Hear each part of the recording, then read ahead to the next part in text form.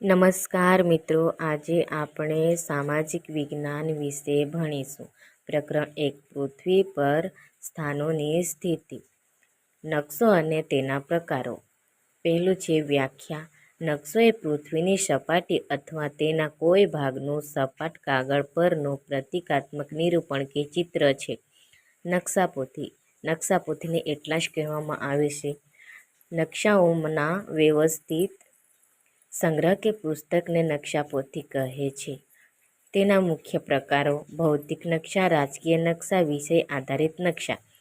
ભૌતિક નકશામાં પર્વતો એટલે કે ડુંગરો, મહાસાગરો એટલે કે દરિયો જેવો હોય, મોટો સાગર જેમાં હિન્દ મહાસાગર, અરબ સાગર, બંગાળની ખાડી અને નદીઓ જેમ કે સરસ્વતી નદી, નર્મદા નદી, ગંગા નદી જેવી કુદરતી બાબતો દર્શાવે છે.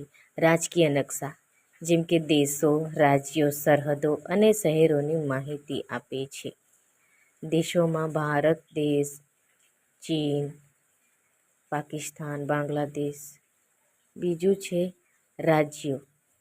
રાજ્યોમાં ગુજરાત રાજ્ય, રાજસ્થાન, મધ્યપ્રદેશ જેવા અનેકો રાજ્યો આવેલા છે. સરહદો અને શહેરોની માહિતી આપે છે. વિષય આધારિત નકશા કોઈ ચોક્કસ પ્રકારની વિષય માહિતી જેમ કે વરસાદ, વનસ્પતિ વગેરે પ્રદાન કરે છે. અને બીજો પ્રકાર છે નકશાના મુખ્ય 3 ઘટકો છે. કોઈ પણ નકશાને સમજવા માટે 3 ઘટકો અનિવાર્ય છે.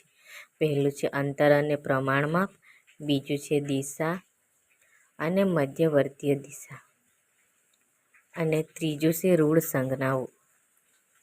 જેમાં પહેલું અંતર અને પ્રમાણ જોઈએ. વિશાળ જમીન વિસ્તારને કાગળ પર નાના સ્વરૂપે દર્શાવવા પ્રમાણમાપનો ઉપયોગ થાય છે.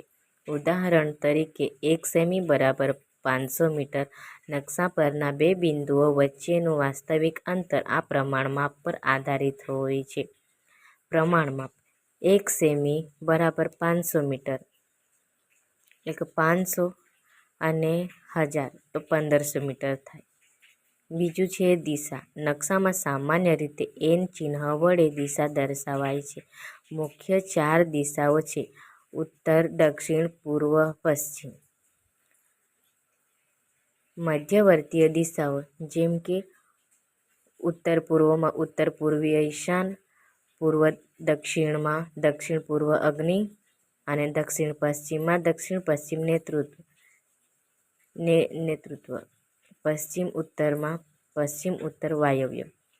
રૂઢ સંજ્ઞાઓ: મર્યાદિત જગ્યામાં ઇમારતો, રસ્તા, રેલવે લાઇન, નદી કે જંગલો વગેરે દર્શાવવા માટે ખાસ ચિહ્નો અને રંગોનો ઉપયોગ થાય છે. કેટલાક રૂઢ સંજ્ઞાઓના ઉદાહરણો છે જે આ નીચે મુજબ કોષ્ટકમાં છે. પહેલું છે સંજ્ઞા, અર્થ. સંજ્ઞા અને અર્થ. પહેલી જે સીધી રેખા છે તે મુખ્ય રસ્તો છે, જે સીધો રસ્તો. અને બીજું છે રેલવે લાઇન, અને ત્રીજું છે નદી, અને જે ઝાડવા જેવા દેખાતા છે આ જંગલોની લાઈન છે. અને શહેર છે. અને સંજ્ઞા એટલે કે અર્થ બતાવે.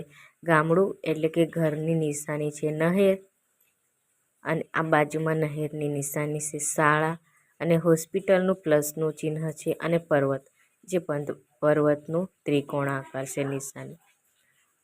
આ સાથે આપણો વિડીયો પૂરો થાય છે. નવી જાણકારી માટે લાઈક, સબસ્ક્રાઈબ કરો. ધન્યવાદ.